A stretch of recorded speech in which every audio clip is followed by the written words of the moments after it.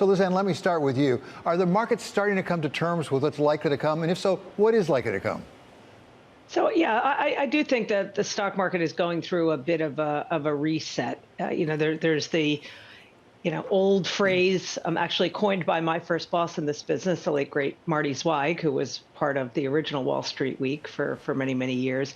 And he coined the phrase, "Don't fight the Fed." And I've been getting a lot of questions. Do you think stock market's been fighting the Fed? I think the stock market's been fighting the bond market. And the messages from the bond market, I think, have been telling a more accurate story. And there was a disconnect there for a while, certainly a big part of the rally in January. Now I think the equity market is coming to terms with the fact that the job is not done for the Fed.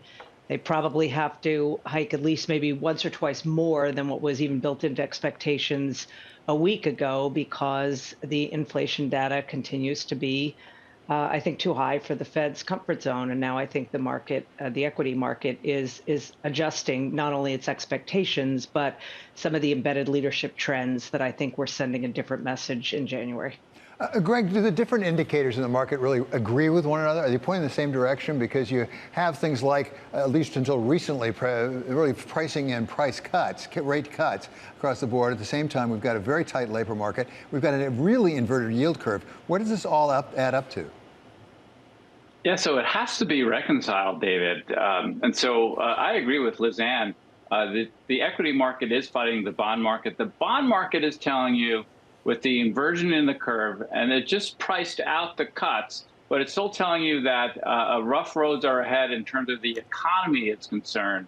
Yet risk markets have been flying up until recently. And so I think what 2023 is really going to be about is reconciling those two markets. So you can't have an inverted yield curve that's predictive of a recession and equities and risk markets rallying as hard as they've been. So I think it's just the start of it, to be honest with you. Well, listen, I wonder about that reconciliation, where it's going to end up, because there are a lot of indicators in the economy that say it's pretty strong still. There's a lot of growth, particularly consumer sentiment, a lot of consumer buying still going on. Certainly we have a tight labor market. At the same time, we keep adding employees, but the productivity is not going up.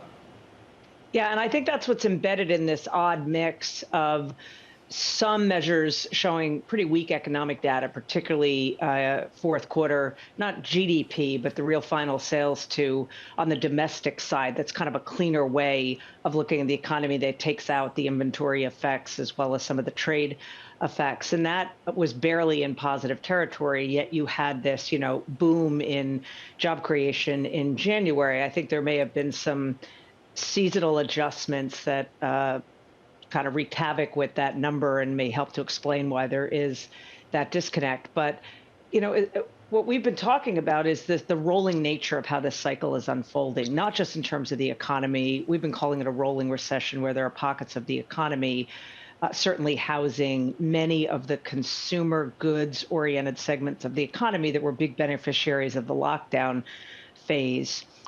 Those are in recession territory. That's where we have been seeing not just disinflation, but outright deflation. But we've had the offsetting more recent strength on the services side. Services is a larger employer. That's helped to explain why the job market has been relatively healthy. The real problem right now is that we still have the sticky services inflation on the high side, but we're starting to lose the offset of deflation on some of the goods categories. You saw a tick back up in used car prices. I think retailers have worked off a lot of the inventory that was sort of extreme in its excess even just a few months ago. And so what we may see happening is, even if we start to see some retreat on the services side, we're getting a little bit of an uncomfortable lift again within the inflation data on the goods side. Not exactly what any of us, and certainly the Fed, wants to see. So, Greg, pick up on that, specifically the inflation data, because one of the issues is the so-called super core, that, as I understand it, is the core inflation less taking out the housing issue. And that seems to not be going in a favorable way for the Fed. What does that tell the Fed? 50 basis points next time, or just do 25 more often? Well, the Fed is kind of stuck here over the near term. The markets now have changed pricing pretty radically, where now, after today, it's a 50% chance of a 50 basis point hike in March.